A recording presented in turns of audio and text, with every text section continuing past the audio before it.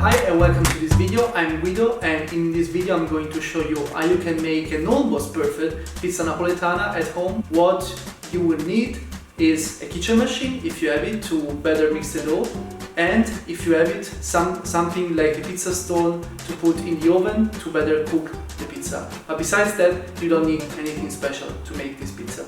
The recipe that we are going to use for the dough is a recipe for 70% hydrated dough. That means that it has kind of a high content of water, and that's why we are using the kitchen machine to mix the dough, because otherwise by hand it's going to be a little bit harder. But you can still mix it by hand and knead it by hand if you really want it. It's a dough with 24 hours fermentation. That means that you're going to start prepare the dough the day before, for example at dinner, for the day after.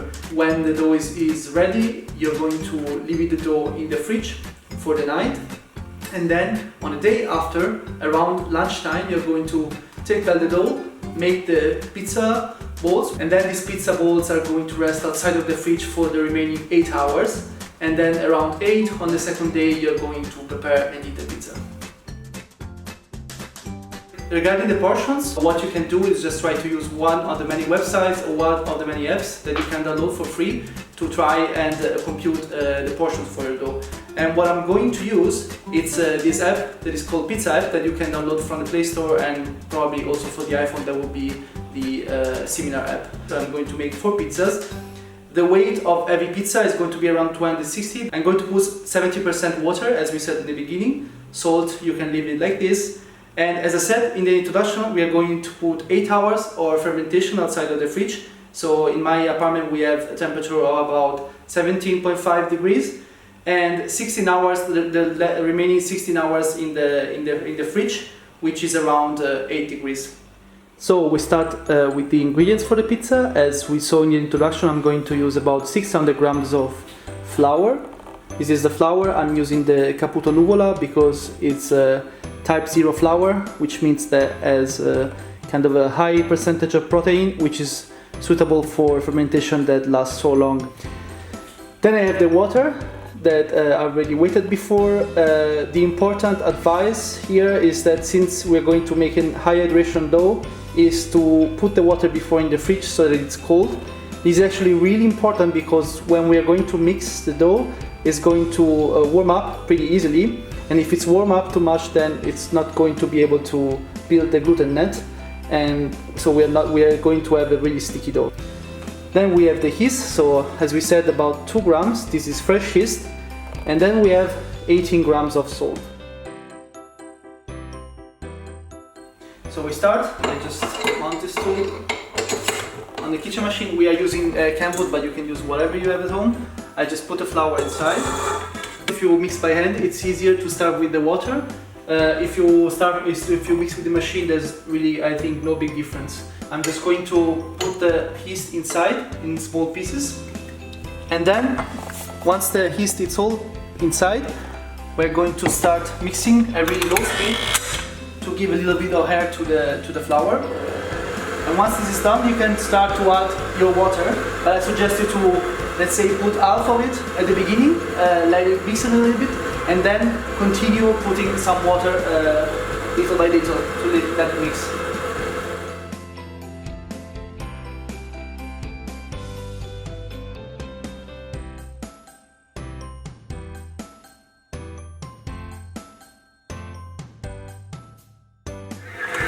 So now I've just been mixing for a few minutes, and I'm going to add salt. So what I'm going to do is to stop it. You can take a little bit more of time, more longer for this phase if you want, but you don't really need to. And I'm going to take all the dough off from this. So now I just put this new tool and I clean everything, and we're just going to start the process with this one. So the dough has been mixing for about 10 minutes. If I check the temperature, we are about 28 degrees, so we're kind of close to what we want to be. And if you look at the dough inside, you can see that it's not sticking too much to all the side of the bowl, but it's starts to become into be a ball. So I just want to quickly check the status of our dough. So you can see it's still sticky, so we still need to work it a little bit. I'm also checking the temperature with my hand. It's warm but not too warm, so what I would say is that we can still mix it a little bit more.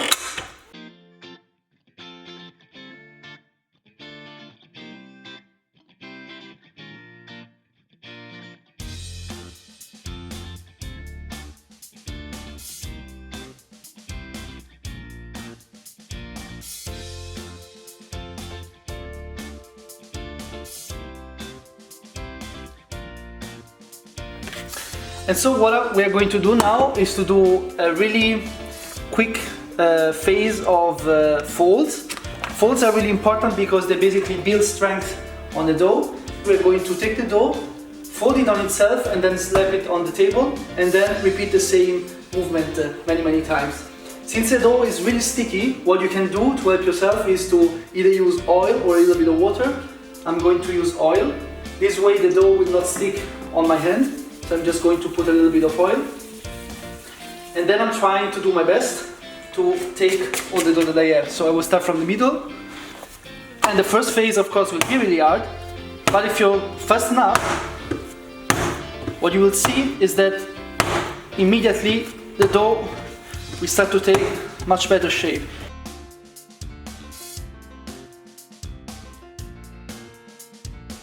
You don't have to go too much because you can see already the dough in some part is stressed. So what I'm going to do is just leave it like this. It doesn't stick so much as before, but it's still sticky. So what I'm going to do is to let it rest for about 25 minutes covered by this one. And we'll see you again in 20 minutes. So 20 minutes have passed. We're going to check how it's our dough. It's much more relaxed than before, so you see it's not the ball that we left.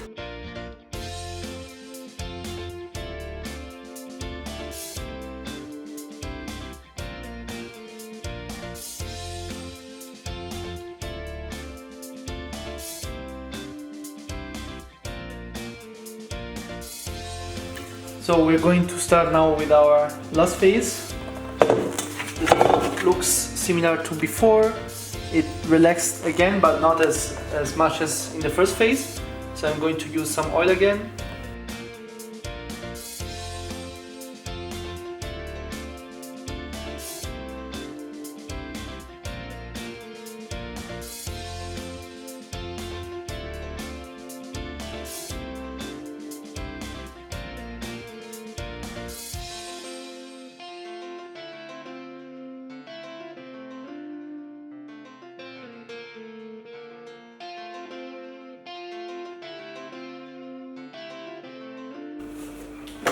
That's it.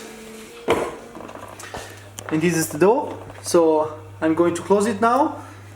And if you want, you can let it rest outside a little bit before putting it in the fridge. It doesn't really make a big difference.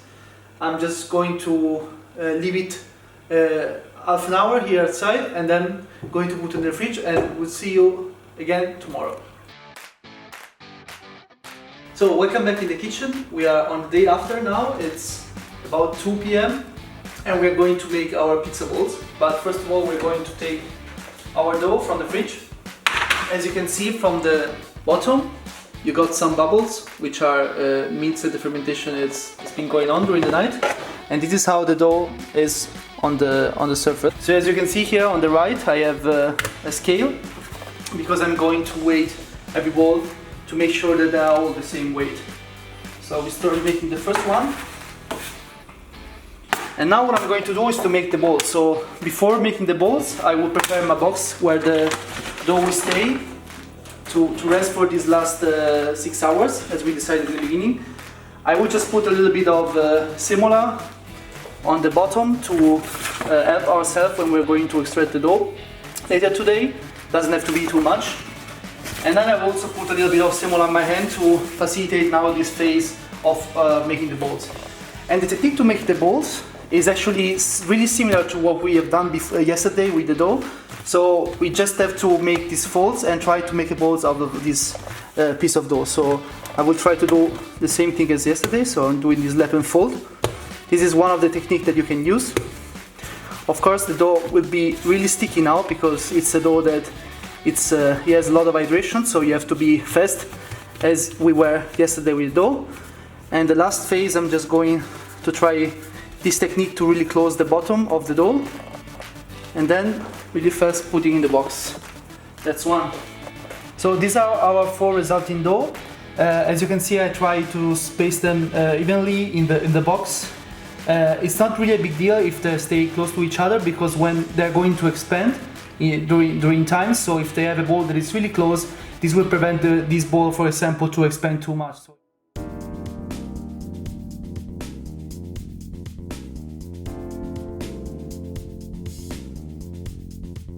So we're going to make our first pizza. Well, it's going to be a margherita, and I want to show you how to extract the ball from the container here, because it's really difficult to do, especially if it's your first time.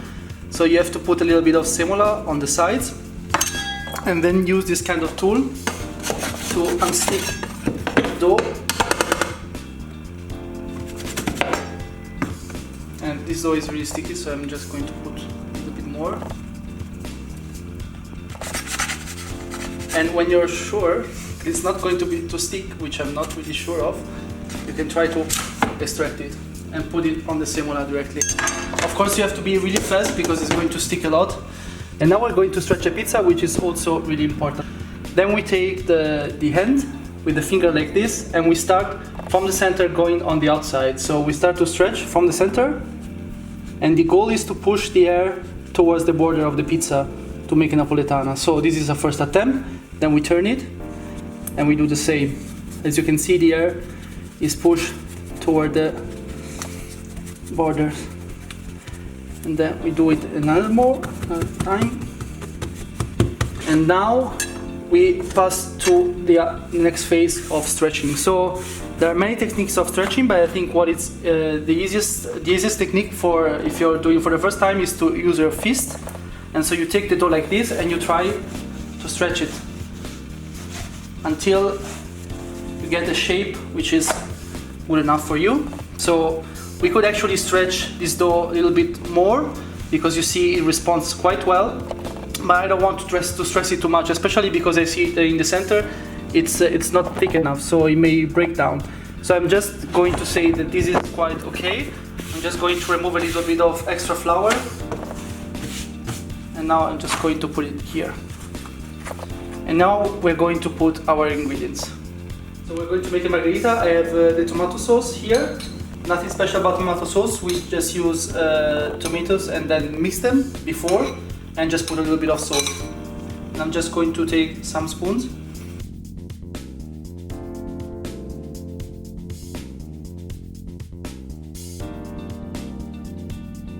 Then I'm going to take the mozzarella. One advice for the mozzarella is that you have to cut it like 30 minutes before and let it like this, so that it actually loses the water over time, and so it's not going to be there's not going to be so much moisture. And now I'm going to put the mozzarella on top of it. Just going to put a little bit of oil and a little bit of Parmigiano. It's up to your taste, you don't have to do it. And now we're going to put the pizza in the oven. The oven is already really hot, so I put it at maximum with grill, so that the pizza is going to cook really fast.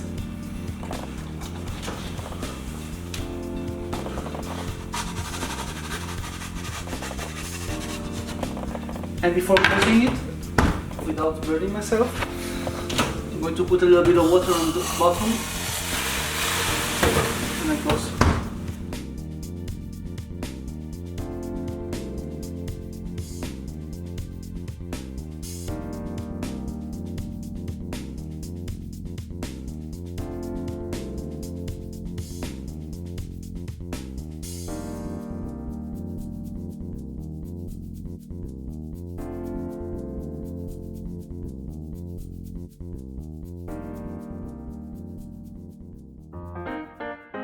And this is exactly how you make an almost perfect pizza napoletana at home. To sum all the procedure up, what we did, we started to mix the dough into the kitchen machine for about a total of 15 to 20 minutes. Then we took the dough out and made 3 different phases of folds to be structuring the dough. Then we directly put the dough into a container with a little bit of oil, and we left the dough overnight into the fridge.